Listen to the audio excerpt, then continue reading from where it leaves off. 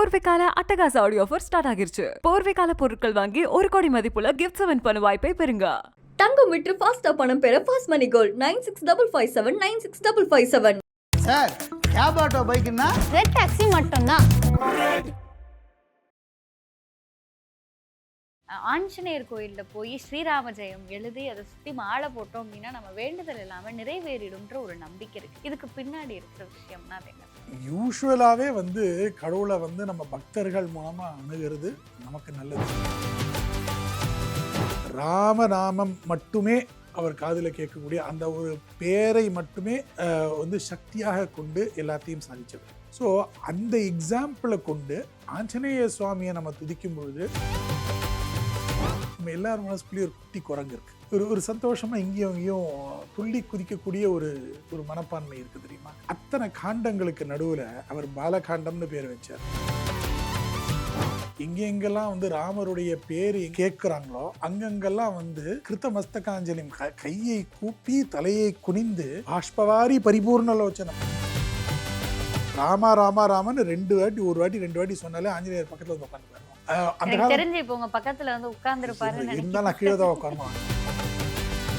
சொல்லும் பொழுது பிரணவத்தை சொல்லி சிவாய நமக அப்படின்னு சொல்றோம், பிரணவத்தை சொல்லி நமோ நாராயணா அப்படின்னு சொல்றோம். அதே மாதிரிதான் எல்லா கடவுளுக்கும் நம்ம சொல்றோம். ஆனா ஸ்ரீராம் ஜெயராம் ஜெய ஜெயராம்னு சொல்றோம். ஸ்ரீராம ஜெயம்னு தான் எழுதுறோம். ராமாங்கிற ஒரு வார்த்தையை தான் எழுதுறோமே தவிர. ஸோ அம்பாள் பரமேஸ்வரன்ட்ட கேட்கும் பொழுது பரமேஸ்வரன் சொல்ற இது நீங்களும் எனக்கு அதை சொல்லும் போதே ஐ ஹேவ் கூஸ்பம்ப்ஸ். பிகாஸ் நாம சொன்னா இதனுடைய ஆத்தென்டிசிட்டி கம்மி. எம்பெருமானே சொல்லும் பொழுது எம்பெருமான் என்ன சொல்றாரு? சென்னையில் உங்களுக்கு ரொம்ப பிடிச்ச கோயில் கபாலி. கபாலி கபாலி காரணம் ஐபிசி பக்தி நேயர்கள் அனைவருக்கும் அன்பு வணக்கம். இன்னைக்கு நம்ம கூட ஆன்மீகம் சார்ந்த நிறைய தகவல்களை பகிர்ந்து கொள்வதற்காக ஆன்மீக சொற்பொழிவாளர் அஸ்வின் குமார் ஐயர் சார் நம்ம கூட இணைந்திருக்கிறார்கள். சார் வணக்கம். வணக்கம்.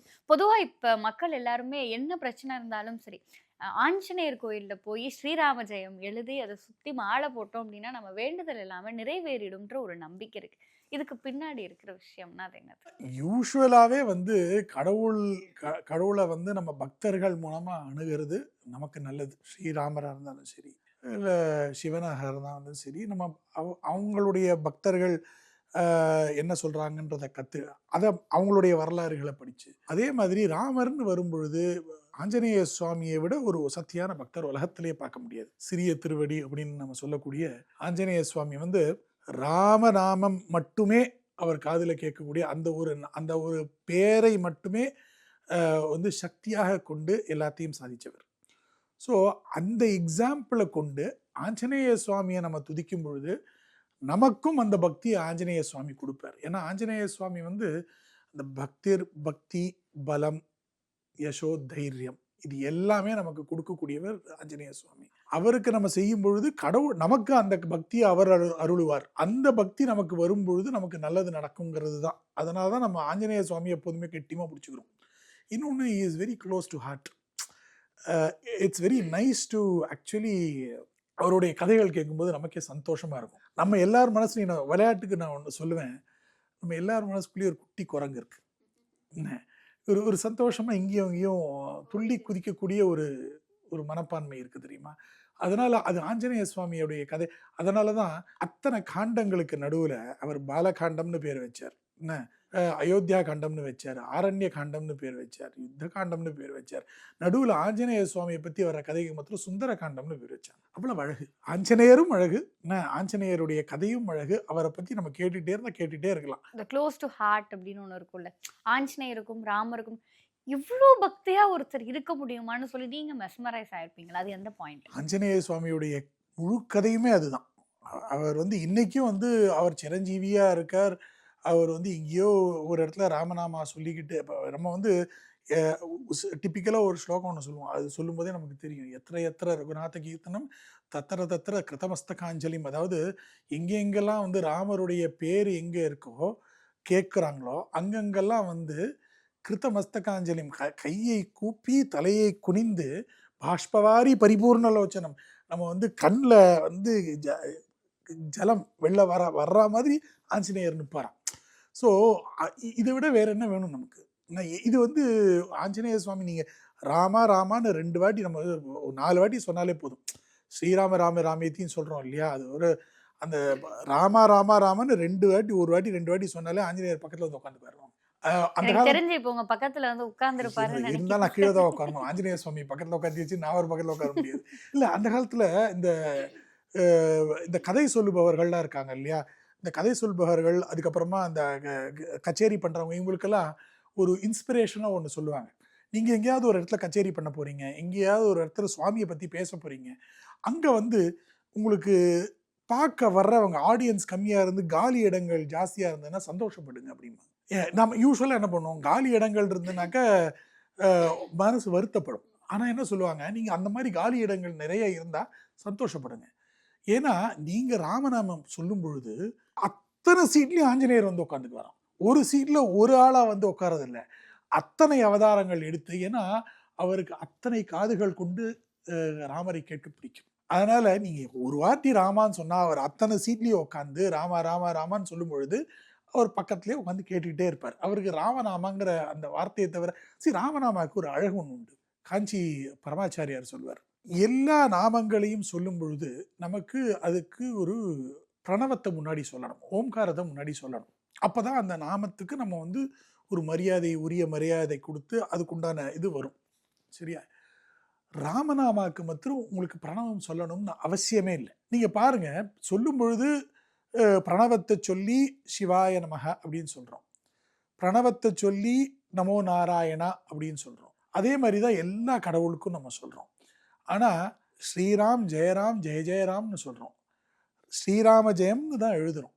ராமாங்கிற ஒரு வார்த்தையை தான் எழுதுகிறோமே தவிர அந்த வார்த்தைக்கே வந்து உங்களுக்கு வந்து பிரணவம் தேவையில்லை, ஏன்னா அதுவே பிரணவமாகிறது அப்படின்னு பெரியவார் சொல்வார். ஸோ அதனால தான் உங்களுக்கு வந்து விஷ்ணு சஹஸ்ரநாமத்தில் கடைசியில் வந்து அந்த நீங்கள் கேட்டிருப்பீங்க, ஸ்ரீராம ராம ராமேதி ரமே ராமே மனோரமே சஹஸ்ரநாம தத்துல்யம் ராமநாம. அதாவது 1000 நாமங்களை வந்து விஷ்ணு சஹஸ்ரநாமத்தில் பெருமாளுடைய நாமங்களை கேட்ட பிறகு யுதிஷ்டிரர் கேட்குறாரு பீஷ்மர்கிட்ட, 1000 பேரை சொல்லிட்டீங்களா, நான் தினமும் இந்த 1000 பேரை சொல்ல முடியாது, நான் எந்த பேரை சொன்னால் நல்லது அப்படின்னு கேட்கும்பொழுது, இப்போ பீஷ்மர் வந்து தான் சொல்கிறதா சொல்லலை. அவர் என்ன சொல்கிறார் பீஷ்மரும், நான் உனக்கு ஒரு கதை சொல்கிறேன்.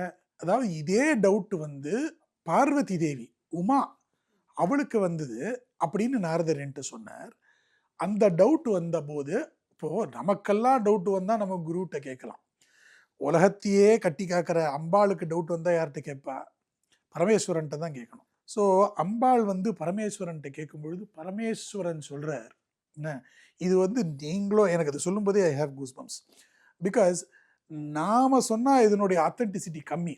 எம்பெருமானே சொல்லும் பொழுது எம்பெருமான் என்ன சொல்கிறார், நீ வந்து இந்த 1000 நாமங்களும் சொல்வது ஒன்று தான், ஸ்ரீராம ராம ராமேதி ரமே ராமே மனோரமே சஹஸ்ரநாம தத்துல்யம் ராமநாம வரானனே.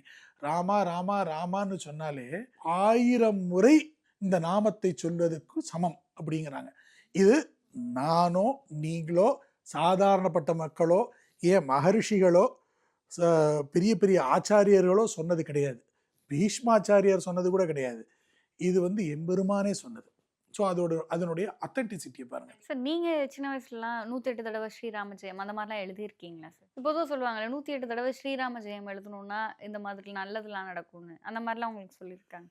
நீங்கள் எழுதினாலும் சரி ஜெபம் பண்ணாலும் சரி அந்த ராமத்தை சொல்லணும். ஏன் எழுத சொல்கிறாங்க, இன்னும் மனசில் பதியும், ஃபோக்கஸ் இருக்கும். ஏன் இப்போ நம்ம படிக்கும்போது கூட வெறும்னா வாயால் படிக்காத எழுதிப்பாரு அப்படின்னு குழந்தைகளுக்கு சொல்கிறோம். அது எழுதும்போது நம்ம மனசில் நினைக்கக்கூடிய அந்த சமாச்சாரத்தில் ஃபோக்கஸ் ஜாஸ்தியாக இருக்கும். எனக்கு தெரிஞ்சு எத்தனையோ பேர் வந்து இந்த கோடி நாமங்கள் எழுதுகிறாங்க, கோடி கோடியாக எழுதி அதை வந்து ராமர் கோயில்களில் வந்து அதை வந்து பிரதிஷ்டை பண்ணுறாங்க. அந்த நம்ம எழுதுறது ஒரு பெரிய நல்ல காரியம் இல்லைங்களா? பட் அது எதுக்குன்னு நம்ம தெரிஞ்சுக்கணும். எழுதும்போது நம்மளுடைய ஃபோக்கஸ் அதில் இன்னும் ஜாஸ்தியாக இருக்கும், நம்மளுடைய ஃபோக்கஸ் அந்த ராமநாமாவில் இன்னும் ஜாஸ்தியாக இருக்கும். எழுதும்போது அந்த ராமநாமாவை தவிர நம்ம வேறு எதுவும் யோசிக்க மாட்டோம். அது பெரும் தவம். அந்த யோஜனை வந்து அந்த வெறும் ராமநாமாவில் இருக்கிறது ஒரு பெரிய தவம். சென்னையில் உங்களுக்கு ரொம்ப பிடிச்ச கோயில்னா இது, ஆனால் கஷ்டமாக இருக்குது இங்கே போவேன் அப்படின்னா என்ன கோயில்? கபாலி. கபாலி. கபாலி இல்லை, காரணம் வந்து எனக்கு தெரியும், நம்ம முதலே நம்ம பேசியிருக்கோம். என்ன சிவன்னா உங்களுக்கு ரொம்ப பிடிக்கும். அப்பா அவரு. பிடிக்குங்கிற ஆமா நம்ம அவர் அப்பா. பிடிக்குங்கிறத விட நம்ம என்னைக்காவது ஒரு நாளைக்கு அந்த ஒரு ஒரு ஒரு சின்ன தூசியாக இருக்க மாட்டோமாங்கிற ஒரு இதுதான் அங்கே பார்க்கும்பொழுது நமக்கு தாரதாரியாக கண்ணிலேருந்து தண்ணி வரும். அங்கேயும் போவேன். இதோ இங்கே நம்ம வடபழனி முருகன், ஏன்னா நான் சின்ன குழந்தையிலேருந்து நான் வளர்ந்த இடம் வடபழனி. அதனால எனக்கு அந்த அவர் மேலே இருக்கிற ஒரு ரொம்ப ஆசை ஜாஸ்தி. வடபழனி முருகனும் சரி, கபாலீஸ்வரர் கோயில் அடிக்கடி போகிறது உண்டு. சரி, ஒரு ரேபிட் ஃபயர் மாதிரியே போயிடும். உங்களுக்கு ரொம்ப கோவம் வந்துச்சுன்னா, நம்ம இப்போ பொதுவாக வந்து சொல்லுவோம்ல, ஏதாவது ஒரு கோவம், ஏதாவது ஒரு பிரச்சனைனா சாமியை திட்டுவோம். ஏன் இப்படி பண்ற? அந்த மாதிரி நீங்க யாரையாவது திட்டுவீங்களா? எந்த சாமியை திட்டுவீங்க? திட்டலாம் முடியாது. சரி, இப்போ பொதுவா இப்போ நான் அதாவது ஒரு ஒரு ஒரு அப்பா மேல நம்ம வீட்டுல பெரியவங்க மேல ஒரு கோவம் வரும் தெரியுமா? அந்த மாதிரி ஒரு செல்லமான கோவம் எல்லார் மேலயும் வரும். நம்மகிட்ட ரொம்ப க்ளோஸா இருக்கவங்க கிட்ட தானே நம்ம போய் சண்டை கட்டுறது, கோவப்படுறது எல்லாமே பண்ணுவோம். அது வந்து பெருமாள் தான். பெருமாள், கிருஷ்ணர், மாமாட்ட அவர்கிட்ட கொஞ்சம் பயம் கிடையாது. கொஞ்சம் ரொம்ப க்ளோஸா பழகலாம். அதே மாதிரி விநாயகர், இவங்கெல்லாம் வந்து நமக்கு ரொம்ப க்ளோஸாக நம்ம ஆக்சுவலி நீங்கள் பாருங்களேன், நம்மளுடைய புராணங்கள் கேரக்டர் டெவலப்மெண்ட்டே நமக்கு ரொம்ப க்ளோஸாக இருக்க மாதிரி இருக்கும். So is very close to us otherwise. அதனால் அது அவர்கிட்ட தான் போயிட்டு திருப்பதியில் போய் சண்டை போடலாம். நீ மாத்திரம் இவ்வளோ காசு வச்சிருக்கீங்க, எனக்கு மாத்திரம் கொஞ்சம் கொடுப்பி. அந்த உரிமை நமக்கு கொடுப்பார் கடவுள், நமக்கு கொடுக்கும் உரிமை அது. நாம அவர்கிட்ட எடுக்கிற அந்த ஆசாசையே எடுத்துக்கிற உரிமை அது. அவ்வளோதான், வேற ஒன்றும் கிடையாது.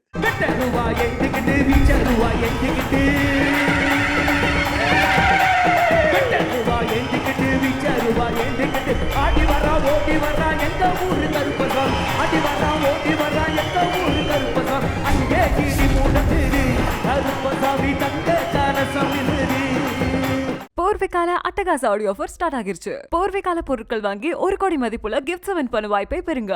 தங்கம் விற்று ஃபாஸ்டா பணம் பெற fast money gold 9655799557. Sir cab auto பைக்குன்னா ரெட் டாக்ஸி மட்டும்தான்.